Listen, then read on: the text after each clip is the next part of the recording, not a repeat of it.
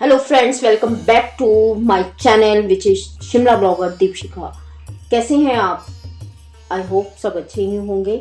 आज मैं आपको ले चलती हूँ कांगड़ा। जी हाँ, एक बार फिर से चलते हैं कांगड़ा। और आज मैं आपको दर्शन कराऊंगी अपने ब्लॉग में ब्रजेश्वरी मंदिर के। ब्रजेश्वरी मंदिर के क्या इतिहास है, क्या वास्तुकला है, स्थापत्य कला है, क्या इसका धार्मिक महत्व है, सब कुछ संपूर्ण जानकारी आज आपको मेरे इस ब्लॉग में देखने को और सुनने को मिलेगी।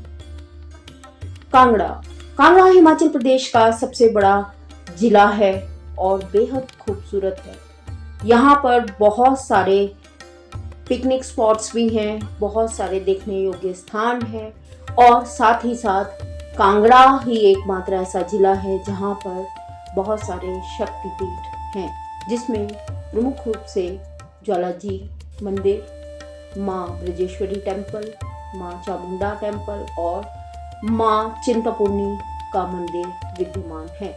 इसके अतिरिक्त यहाँ पर माँ बगलामुखी जी भी विराजित हैं, जिन्हें हम सब पूजते हैं। तो दोस्तों, स्क्रीन पर जैसे आप देख रहे हैं, ये ब्रजेश्वरी मंदिर है। आज इसी के बारे में मैं आपको अपने ब्लॉग में बता रही हूँ। ब्रजेश्वरी मंदिर इतिहास, धर्म और वास्तुकला का अद्भुत संगम है। यह न केवल देवी दुर्गा की उपासना का केंद्र है, बल्कि प्राचीन भारतीय इतिहास और कला की भी समृद्ध परंपरा का प्रतीक है। यह स्थान भक्तों और इतिहास प्रेमियों के लिए समान रूप से महत्वपूर्ण है।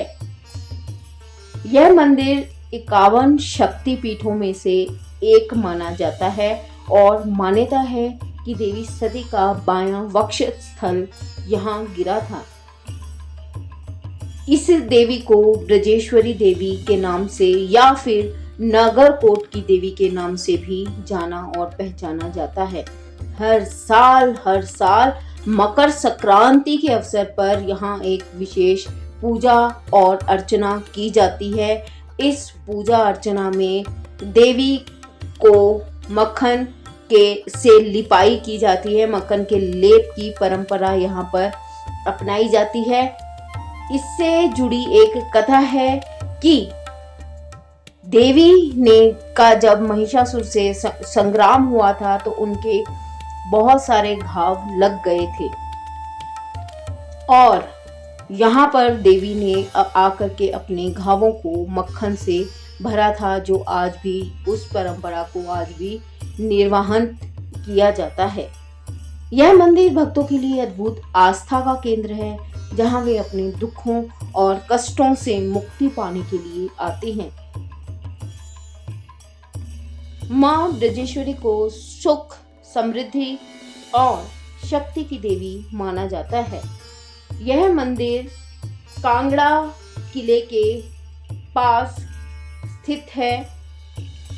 बहुत सारे यहाँ पर ऐतिहासिक स्थान हैं, इसीलिए यह मंदिर भी अपना ऐतिहासिक दृष्टि से खुद को महत्वपूर्ण बनाता है। थोड़ा सा अगर हम इसके इतिहास की बात करें तो कहा जाता है कि यह मूल मंदिर महाभारत के समय पांडवों द्वारा बनाया गया था। किंवदंती के अनुसार कहते हैं कि एक दिन पांडवों ने देवी दुर्गा को अपने सपने में देखा, जिसमें उन्होंने उनसे कहा कि वह नगरकोट गांव में स्थित है और अगर वह स्वयं को सुरक्षित रखना चाहते हैं ना, तो उस क्षेत्र में उनके लिए एक मंदिर बनाना चाहिए, अन्यथा वह नष्ट हो जाएंगे। उसी रात उन्होंने नगरकोट गांव में उनके लिए एक भव्य मंदिर बनवाया, लेकिन दुर्भाग्यवश वह मंदिर 1905 में जो शक्तिशाली भूकंप कांगड़ा में आया, उसमें बिल्कुल तहस नहस हो गया। बाद में सरकार ने इसका पुनर्निर्माण करवाया था। जिस प्रकार किला पूरी तरह से घिरा होता है चारों तरफ से, उसी तरह से यह मंदिर भी चारों तरफ से पत्थर की दीवार से घिरा हुआ है।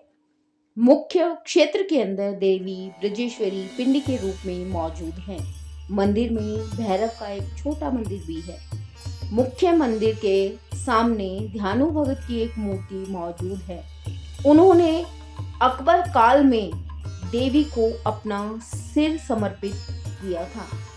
वर्तमान संरचना में 3 कब्रें हैं जो अपने आप में अनूठी मानी जाती हैं। चलिए अब बात करते हैं इसके स्थापत्य कला की। तो मंदिर का निर्माण जो है वो पारंपरिक उत्तर भारतीय नागर शैली में हुआ है।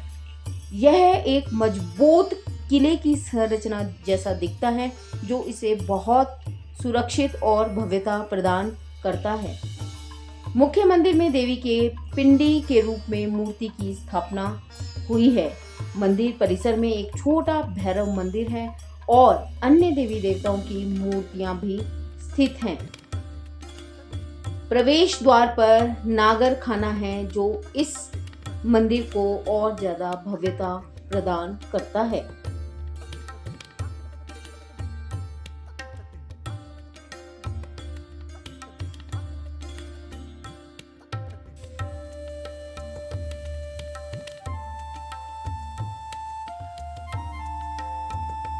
नवरात्रों पर यहाँ विशेष पूजा अर्चना का महत्व तो है ही, लेकिन मकर संक्रांति पर भी यहाँ पर खूब सारा पूजा और अर्चना की जाती है, जिसे 1 महीने बाद जिस मक्खन से पिंडी का निर्माण किया जाता है वो भक्तों के बीच में प्रसाद स्वरूप वितरित कर दी जाती है।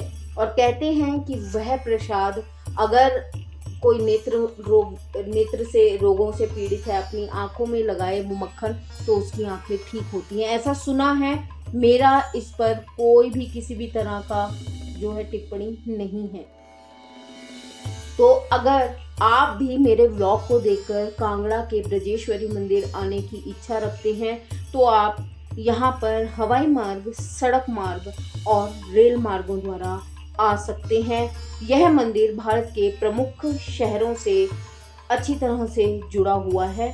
यदि आप हवाई मार्ग से आ रहे हैं तो यहाँ का निकटतम हवाई अड्डा कांगड़ा का गग्गल हवाई अड्डा है जो मंदिर से लगभग 13 किलोमीटर की दूरी पर स्थित है। यहाँ से आप टैक्सी पकड़कर मंदिर तक पहुँच सकते हैं। इसके अतिरिक्त जो निकटतम और हवाई अड्डे हैं वो है चंडीगढ़ का हवाई अड्डा जो यहाँ से 225 किलोमीटर दूर है और अमृतसर का हवाई अड्डा जो 208 किलोमीटर की दूरी पर स्थित है।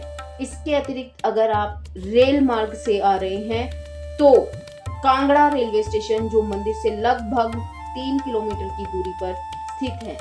यह railway station Pathankot, Jogindernagar, narrow gauge rail मार्ग पर स्थित है। इसके अतिरिक्त आप सड़क मार्ग से आ रहे हैं तो यह अन्य राज्यों के राजमार्गों के साथ अच्छी तरह जुड़ा हुआ है। बस यहाँ पर रोडवेज की, HRTC की बस और निजी बसें नियमित रूप से आती हैं। धर्मशाला, चंडीगढ़, शिमला, दिल्ली और अमृतसर से सीधी यहाँ पर बसें आती हैं। निजी वाहन और टैक्सी का उपयोग भी आप कर सकते हैं यहाँ आने के लिए। न केवल ब्रजेश्वरी देवी का मंदिर खूबसूरत है, इससे पहले व्लॉग्स में मैंने आपको जो कांगड़ा के किलों के बारे में बताया वो भी इसके आसपास ही हैं। अगर आप यहाँ आ रहे हैं तो कांगड़ा मंदिरों के दर्शन के अलावा आप ऐतिहासिक धरोहरों के भी दर्शन पा सकते हैं। उसके अतिरिक्त आप यहाँ का मौसम, यहाँ की जलवायु, यहाँ के पहाड़ी नज़ारों का तो लुत्फ ले ही सकते हैं। धौलाधार रेंज पर जो बर्फ के नज़ारे हैं वो आपका मन मोह लेंगे। तो दोस्तों आज का व्लॉग जो था वो था ब्रजेश्वरी मंदिर का, जो हिमाचल का एक शक्तिपीठ है। हम इसे शक्तिपीठ ही कहेंगे और यह 51 शक्तिपीठों में से एक शक्तिपीठ माना गया है। यह धार्मिक महत्व तो रखता ही है, साथ ही अपना सांस्कृतिक महत्व भी रखता है। बहुत सारे लोग हर वर्ष गुप्त नवरात्रों और नवरात्रों में यहाँ पर आते हैं। भक्तों का तांता यहाँ पर लगा रहता है। लोग अपनी श्रद्धा अनुसार पैदल भी आते हैं, साइकिलों पर भी आते हैं, मोटरसाइकिल्स पर भी यहाँ पर आते हैं। बहुत सुंदर मंदिर के आसपास बाजार हैं जहाँ पर आप प्रसाद खरीद सकते हैं और छोटी मोटी चीज़ें जो आपको पसंद आए वो यहाँ पर आकर आप खरीद सकते हैं। बहुत सुंदर जगह है, बहुत सुंदर मंदिर है। देखिए शक्तिपीठ है और हिमाचल है, शक्तिपीठ है, तो सुंदरता और जो आपका आस्था है वो तो यहाँ पर आपको देखने को ही मिलेगी। भक्तों के लिए और इतिहास से जुड़े लोगों के लिए यह जगह सर्वोत्तम मानी जाती है। आप यहाँ आए, यहाँ के दर्शन पाएं, अपना जीवन धन्य बनाएं। यहाँ पर लकड़ी का सामान बाजारों में बहुत अच्छा और सुंदर है, देखने को मिलता है। लकड़ी के खिलौने, देखिए आज मैं आपसे ये बात कर रही हूँ, यह ब्लॉग बना रही हूँ तो मुझे सारा अपना बचपन याद आ रहा है। हम लोग यहाँ पर साल में एक बार तो जाते ही हैं, बचपन से जाते हैं। अब तो खैर बड़े हो गए, अब अपने बच्चों के साथ जाते हैं, लेकिन जब हम खुद अब बच्चे थे तो वहाँ जाते थे तो किस तरह से हम वहाँ की चीज़ें देखते थे।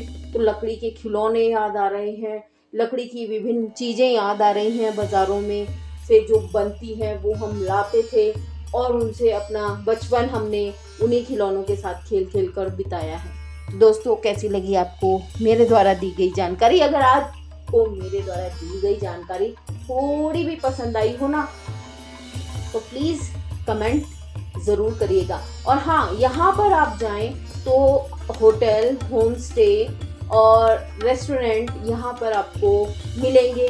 लेकिन अगर आप आज के ज़माने में जाना चाहें तो आजकल तो ओयो पर सब बुकिंग उपलब्ध है। तो पहले कहीं पर भी जाएं तो पहले ही अपनी बुकिंग कंफर्म करके जाएं। हो सकता है कुछ सीज़न जो जैसे आपको मैंने बताया कि जो नवरात्रे हैं और जो गुप्त नवरात्रे हैं और मकर संक्रांत है, इन दिनों पर यहाँ पर भीड़ ज़्यादा होती है, तो होटल्स में कमरों की जो उपलब्धता है वो कम हो। तो इसीलिए जब भी आप इस तरह की जगहों पर जाएं तो पहले से ही बुकिंग कंफर्म करके जाएं। किसी भी माध्यम से आप यहाँ पहुँच सकते हैं। तो दोस्तों आज का व्लॉग मैं यहीं ख़त्म करना चाहूँगी। होप आपको आज का व्लॉग पसंद आया होगा। अगर पसंद आया तो एक लाइक करें, एक कमेंट करें। कमेंट बॉक्स आपका अपना है, जो भी आपने कमेंट करना है मैं आप सबके कमेंट्स पढ़ती हूँ। मुझे अच्छा लगता है आपके कमेंट्स को पढ़ना। तो जानकारी कैसी लगी यह ज़रूर बताएं।